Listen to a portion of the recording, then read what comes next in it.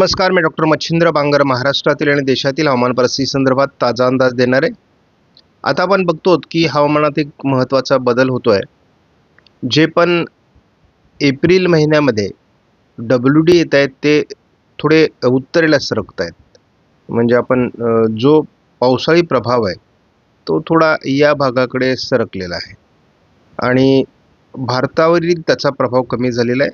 पण दुसरा एक परिणाम आपण बघतो की या भागामध्ये जे काही पार्श्वभूमी निर्माण झालं आहे ते थोडं दक्षिण भारतातील काही राज्यांवर परिणाम करू लागला आहे. या दिशेने येणारे WD आता उत्तरेला सरकतील असं दिसतंय आणि कोरडेपणा हा भारतीय भूभागावरील वाढत जाणार आहे. त्याचा परिणाम उष्णतामान मोठ्या प्रमाणात वाढेल असा अंदाज आहे. आपण 11 तारखेला जे काही बघतोय त्यामध्ये पूर्व भारताच्या टोकाला, उत्तर भारताच्या टोकाला आणि दक्षिण टोकाला पावसाळी वातावरण आहे. परंतु कोस्टल भागामध्ये म्हणजेच समुद्र किनारपट्टी भागात दमटपणा वाढू लागला आहे. 12 तारखेला देखील दमटपणाचा प्रभाव स्पष्टपणे जाणवतोय. ओरिसामध्ये आपल्याला पहिल्यांदा उष्णतेच्या लाटेसंदर्भातला अलर्ट 13 तारखेला देण्यात आला आहे. बाकी गुजरात, आंध्र प्रदेशमध्ये किंवा पश्चिम बंगालमध्ये दमट उष्ण हवामान वाढण्याचाही अलर्ट देण्यात आला आहे. 14 तारखेला छत्तीसगड, ओरिसा या दोन्ही राज्यांमध्ये उष्णतेची लाट आहे. गुजरात, पश्चिम बंगाल, आंध्र प्रदेशमध्ये देखील दमट उष्ण वातावरणाचा अलर्ट आहे. अलर्टमध्ये गुजरात आणि ओरिसा, छत्तीसगड, आंध्र प्रदेश, पश्चिम बंगाल या ठिकाणी उष्णतेची लाट कायम असून छत्तीसगडमध्ये तीव्र उष्णतेच्या लाटेचा अलर्ट देण्यात आला आहे. 16 तारखेला देखील तो अंदाज कायम आहे. भारतीय भूभागावरील पावसाचं प्रमाण कमी झालं असून गेल्या 48 तासात या भागामध्ये पावसाचा प्रभाव राहिला आहे. पूर्व भारताच्या ओरिसा सहितच्या भागावर पावसाचं प्रमाण होतं आणि किनारपट्टी भागात अगदी केरळ, तामिळनाडू, आंध्र प्रदेशच्या काही भागात पाऊस झालेला आहे. उर्वरित भागात मात्र कुठेही पावसाची नोंद झालेली नाही. GFS मॉडेलचा अंदाज बघितला तर आपल्याला थोडं उत्तर भारतामध्ये, पूर्व भारतामध्ये, केरळमध्ये वातावरण दिसतंय. मात्र मध्य भारतावर म्हणजेच महाराष्ट्राच्या आजूबाजूने फारसं पावसाळी वातावरण आता सध्या नाही आहे. त्यामुळे पावसाचं प्रमाण तसं भारतातील बऱ्यापैकी कमी झालं आहे. आज 11 तारीख आहे. आपल्याला आता इथून पुढचा अंदाज जास्त महत्त्वाचा आहे कारण उष्णतेची लाट महाराष्ट्रात निर्माण होणार आहे. 12 तारखेपासून उष्णतेची लाट म्हणजे उद्यापासून उष्णतेची लाट महाराष्ट्रामध्ये सुरू होईल. विदर्भात त्याचा मुख्य प्रभाव असणार आहे. त्यानंतर संपूर्ण महाराष्ट्रामध्ये कोकणाचा काही भाग सोडला तर उष्णतेच्या लाटेचा प्रभाव वाढत जाईल. तसा ते मध्य भारताच्या अनेक राज्यांवर त्याचा प्रभाव असणार आहे. 15 तारखेला आपल्याला महाराष्ट्रामध्ये 42°C पर्यंत तापमान वाढण्याची शक्यता आहे. यामध्ये तेलंगणा, छत्तीसगड, मध्य प्रदेश, महाराष्ट्र असा एक समावेश दिसतोय. याचं प्रमाण 16 तारखेला अधिक वाढणार आहे. 17 तारखेला देखील महाराष्ट्राच्या बऱ्याच भागात उष्णतेची लाट असणार आहे.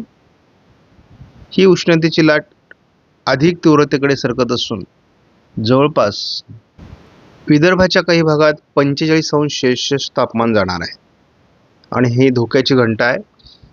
त्यामुळे अतिशय काळजी घेण्याची गरज आहे. जवळपास काही काळ ही सातत्य टिकून ठेवेल, परंतु हवामान जेव्हा ढगाळ वातावरण, पावसाळी वातावरण तयार होईल तेव्हा या वातावरणात बदल होऊ शकतो. परंतु आपण बघतो की विदर्भात काही भागामध्ये म्हणजे साधारण अमरावती, वर्धा किंवा वाशिम या भागामध्ये ह्या उष्णतेचा प्रभाव दिसतोय. 45°पर्यंत तापमान जाणार आहे. उष्णतेच्या लाटेचा प्रभाव 20 तारखेला पुन्हा कमी व्हायला सुरुवात होईल, परंतु तरी देखील बऱ्याच राज्यांमध्ये 42°C तापमान राहणार आहे.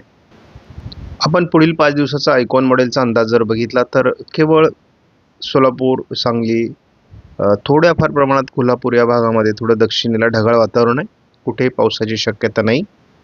कोल्हापूरमध्ये थोडा शिडकाव होऊ शकतो असा अंदाज आयकॉन मॉडेलने दाखवला आहे. पुढील 5 दिवसामध्ये कुठेही आपल्याला GFS मॉडेलने देखील महाराष्ट्रात पावसाची शक्यता दिलेली नाही आहे. ECMWF मॉडेलने देखील आपल्याला पुढील 5 दिवसात कुठेही पावसाचा अंदाज दिलेला नाही. ECMWFच्या AIFS मॉडेलने देखील आपल्याला महाराष्ट्रात कुठेही पावसाचा अंदाज दिलेला नाही पुढील 5 दिवसामध्ये. USAI या मॉडेलने थोडी ढगाळ परिस्थिती महाराष्ट्रात किरकोळ स्वरूपात अति उंचीवरील ढग राहतील. कोल्हापूरच्या आजूबाजूने थोडं वातावरण दाखवलं आहे. त्यामुळे मल्टी मॉडेल 5 मॉडेलने आपण जरी अंदाज बघितला तरी या ठिकाणी महाराष्ट्रात येत्या 5 दिवसात कुठेही पावसाची शक्यता नाही. आपण या मॉडेलच्या आधारे देखील दुपारचं तापमान बघणार आहोत. आपण बघतो हिंगणघाट आणि चंद्रपूर या ठिकाणी आपल्याला 41° तापमान उद्या दिसणार आहे. 14 तारखेला हेच तापमान आपल्याला चंद्रपूरला 42° दिसणार आहे.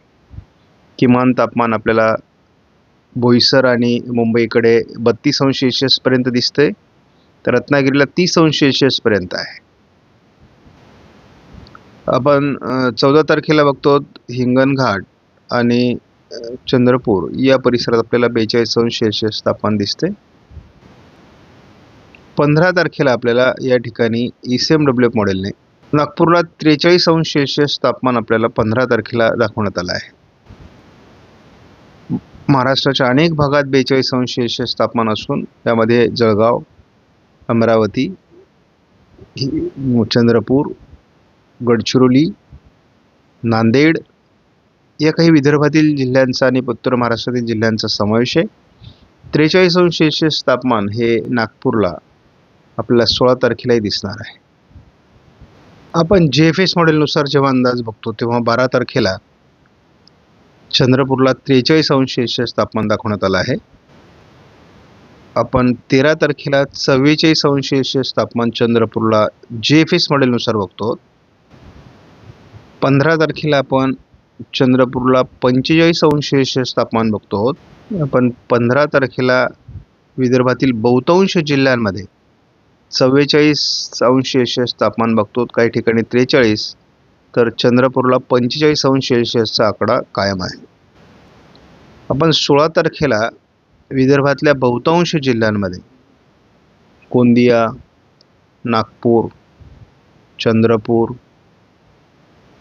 या सर्व जिल्ह्यांमध्ये आपल्याला 45° तापमान बघायला मिळत आहे. त्यामुळे विदर्भामध्ये JFSने अतिउष्णतेचा अलर्ट दिला आहे. आपण आश्चर्याची गोष्ट बघतो, 46° तापमान JFSने चंद्रपूरला 18 तारखेला दाखवलं आहे. मात्र 21 तारखेपासून या उष्णतेच्या लाटेचा प्रभाव कमी व्हायला सुरुवात होईल. आपण सुरुवातीला पावसाचा अंदाज आयकॉन मॉडेलनुसार बघणार आहोत. 11-12 तारखेला किंवा अगदी 13 तारखेला देखील विशेष पावसाळी वातावरण महाराष्ट्रामध्ये नाही आहे. 14लाही विशेष काही वातावरण नाही. 15 तारखेला देखील विशेष काही वातावरण नाही आहे. कोल्हापूरच्या आजूबाजूने थोडी ढगाळ परिस्थिती दाखवली जाते 16 तारखेपर्यंत, बाकी अंदाज नाही. मात्र 18 तारखेपर्यंत विशेष वातावरण आयकॉन मॉडेलने दाखवलेलं नाही. JFS मॉडेलनुसार अंदाज बघितला तर यामध्ये देखील पहिल्या 5 दिवसामध्ये म्हणजे 16 तारखेपर्यंत महाराष्ट्रात कुठेही पावसाचा अंदाज देण्यात आलेला नाही. ECMWF मॉडेलचा आपण जर धावता अंदाज घेतला तर या मॉडेलने देखील विशेष पावसाळी वातावरण आपल्याला पहिल्या 5 दिवसामध्ये दाखवलेलं नाही आहे, जवळपास 16 तारखेपर्यंत.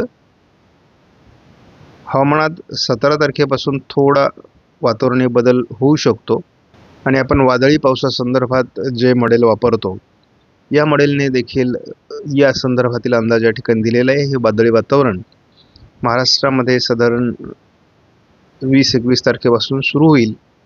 24लाही ते असणार आहे, 23लाही काही भागात असणार आहे, 22लाही थोडं दक्षिणी पट्ट्यात असणार आहे, 21लाही काही भागात असणार आहे. साधारण 20 तारखेपासून याचा प्रादुर्भाव सुरू व्हायला सुरुवात होईल. किरकोळ स्वरूपात तो 19 तारखेला असणार आहे. एप्रिलचा जो शेवटचा आठवडा आहे यामध्ये आपल्याला थोडा प्रभाव त्याचा जाणवण्याची शक्यता आहे. आपणास व्हिडिओमधील माहिती महत्त्वपूर्ण वाटल्यास लाईक करा, शेअर करा, चॅनलला सबस्क्राईब करा. धन्यवाद. जय हिंद, जय महाराष्ट्र, जय